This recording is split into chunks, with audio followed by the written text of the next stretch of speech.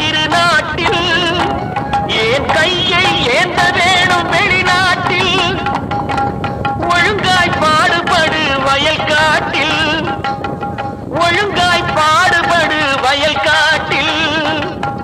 உயரும் மதிப்பு அயல் நாட்டில் விவசாயி